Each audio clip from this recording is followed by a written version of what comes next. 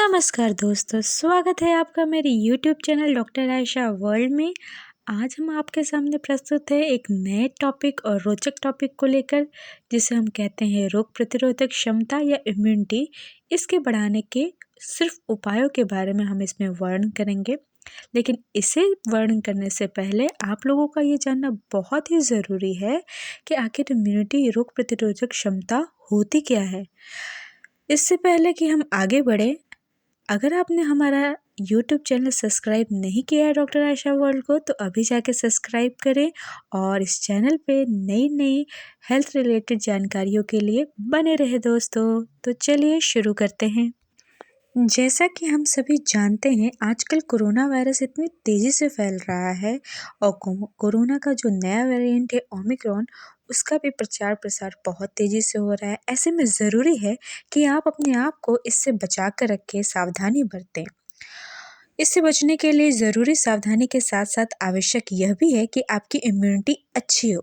क्या आप जानते हैं कि हमारे शरीर को रोगों से लड़ने की शक्ति कहाँ से मिलती है?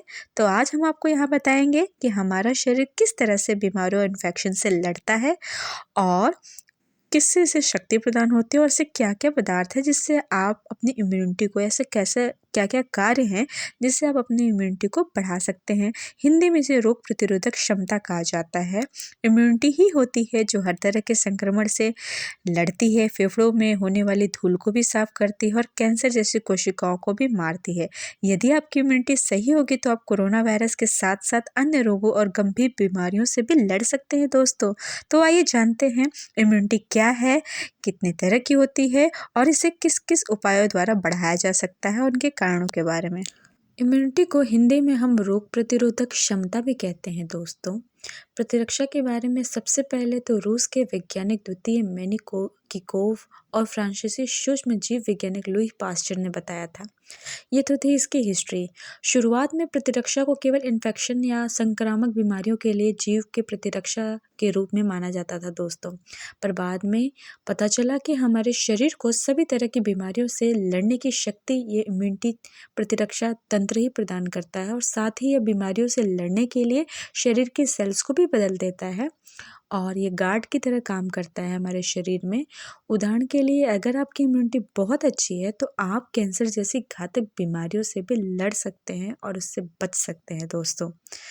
तो चलिए आगे शुरू करते हैं कि किस वजह से ऐसी कौन कौन सी वजह हैं जिसकी वजह से हमारी इम्यूनिटी कमज़ोर हो जाती है दोस्तों। ऐसे क्या क्या आदतें हैं, कारण हैं, इसके बारे में परिचर्चा करते हैं। तो चलिए शुरू करते हैं। तो आइए जानते हैं ऐसी कौन कौन सी वजह है जिनकी वजह से हमारी इम्यूनिटी कमज़ोर हो जाती है।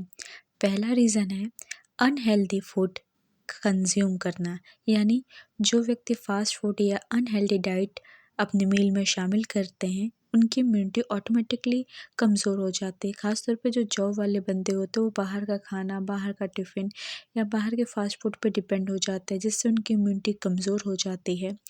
जो व्यक्ति एक्सरसाइज नहीं करते, अपने डेली रूटीन में रोज़मर्रा का काम नहीं करते हैं और सीडेंटरी लाइफस्टाइल यानी विलासितापूर्ण जीवन जीते हैं, उनकी भी इम्यूनिटी दिन ब दिन कमज़ोर होती जाती है। और दूसरा है निकोटीन, अल्कोहल, शराब या धूम्रपान यानी स्मोकिंग जो लोग करते हैं, ऑटोमेटिकली उनके लंग्स, उनका लिवर, उनके किडनीज़ ऑलरेडी डैमेज के कगार पे इसलिए पहुँचते हैं क्योंकि उनकी इम्यूनिटी इसे पीने की वजह से दिन ब दिन कमज़ोर होती जाती है।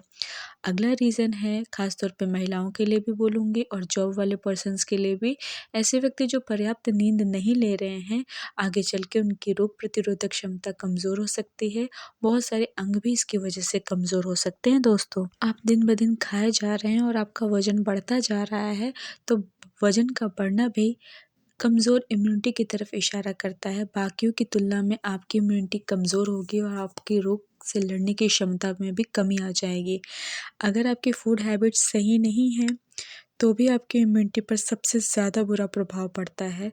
और अगला प्रभाव, जो हम लोग बहुत ज़्यादा मोबाइल या एंटरटेनमेंट के सोर्स यूज़ करते हैं, स्ट्रेस की वजह से भी आपकी इम्यूनिटी दिन ब दिन कमज़ोर होती जाती है दोस्तों। अगर आप में भी ये हैबिट है तो कृपया करके इसे छोड़ने का प्रयास करिए या इसे कम कर दीजिए।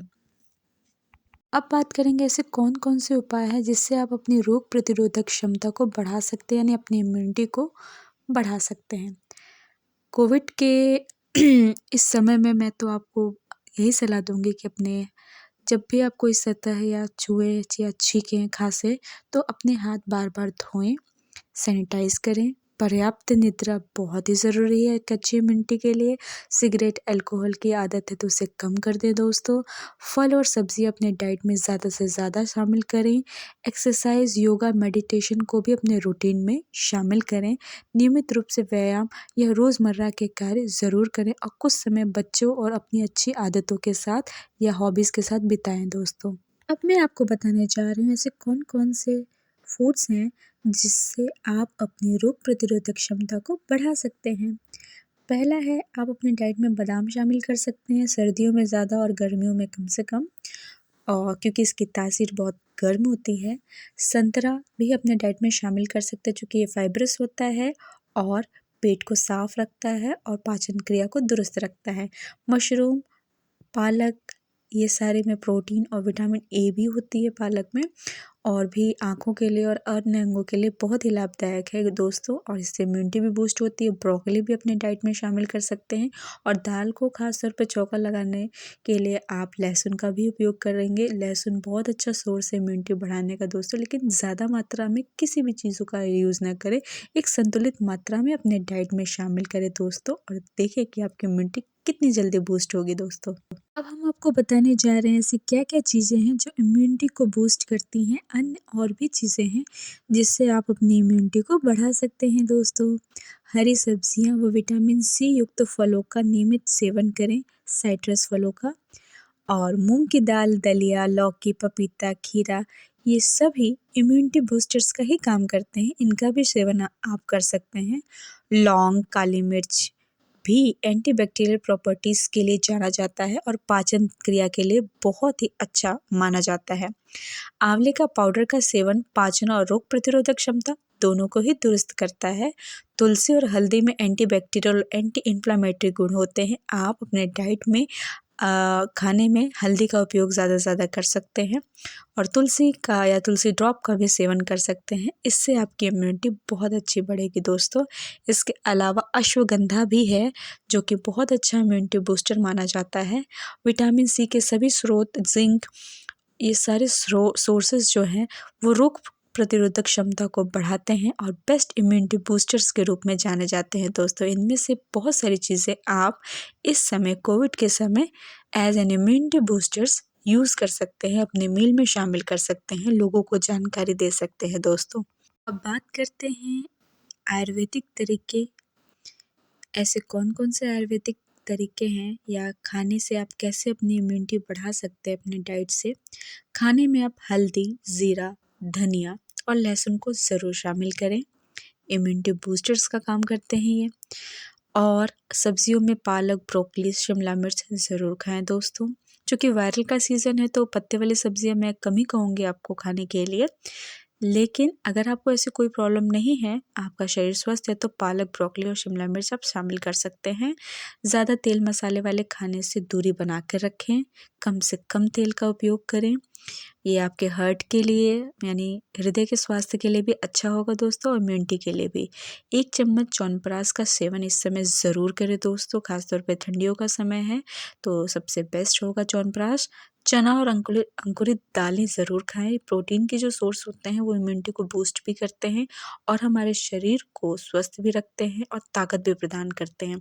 दूध, दही, पनीर, मट्ठे का सेवन आप कर सकते हैं दोस्तों। के अलावा उबले अंडे और पनीर भी डाइट में शामिल कर सकते हैं। ये सभी इम्यूनिटी को बढ़ाते हैं दोस्तों। बात करते हैं बच्चों में रोग प्रतिरोधक क्षमता बढ़ाने वाले ऐसे कौन-कौन से पदार्थ हैं जिससे आप अपने बच्चों की डाइट में शामिल करके उनकी रोग प्रतिरोधक क्षमता को ठीक कर सकते हैं। इसके लिए मैं सबसे ज़रूरी आपको बच्चों के लिए एक डाइट प्लान बताना चाहती हूँ दोस्तों, जो कि आपको जानकर बहुत ही अच्छा लगेगा और बहुत ही रोचक जानकारी है, और सभी माता-पिता इसे देखें और जिनके भी पेरेंट्स दूर रहते हैं वो अपने पेरेंट्स को भी बताएं। जो छोटे बच्चे हैं या यंगस्टर्स हैं, जो टीनेजर्स हैं, उनके लिए नाश्ते में होल व्हीट ब्रेड के 2 स्लाइस मक्खन के साथ 2 उबले या तले अंडे और 1 कप दूध, टॉड मिल्क आप यूज़ कर सकते हैं। हल्का फुल्का सुबह स्नैक्स के रूप में आप फल, फ्रूट चाट, फ्रूट पंच या 1 कप दही दे सकते हैं बच्चों को। अगर उसे सर्दी खांसी ज़ुकाम नहीं है तो दही का सेवन करा सकते हैं। इससे कोई दिक्कत नहीं है, पाचन शक्ति भी बच्चों की अच्छी रहेगी।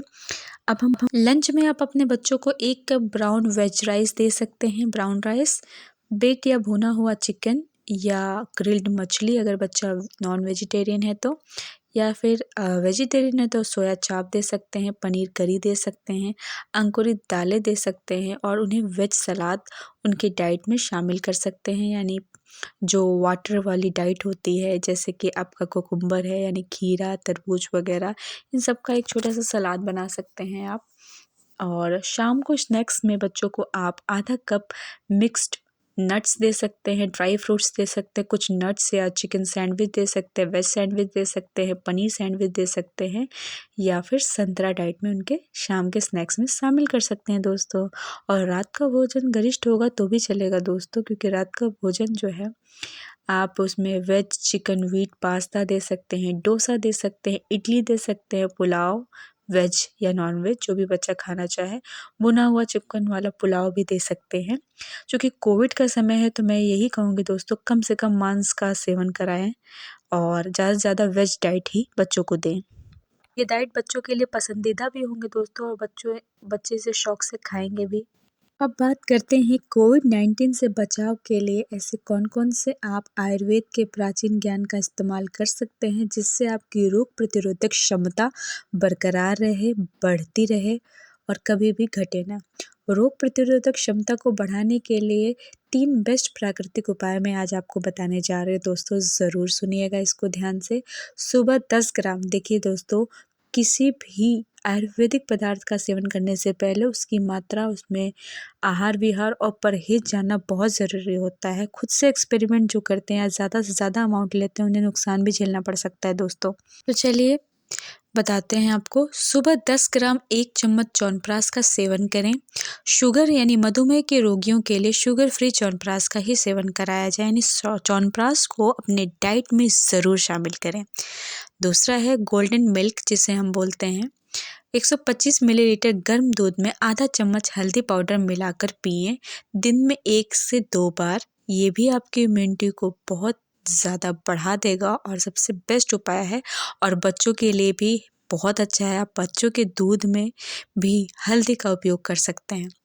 तुलसी, दालचीनी, काली मिर्च, सूखी अदरक और मुनक्का से बनी हर्बल चाय और काढ़ा पिएं, और ज़्यादा से ज़्यादा कोशिश करें कि आधा कप में एक तुलसी के 2 पत्ते, दालचीनी की छोटी सी मात्रा, मतलब आधे चम्मच से भी कम, काली मिर्च 3-4 और सूखी अदरक थोड़ा सा, यानी एक छोटा सा टुकड़ा, और मुनक्का।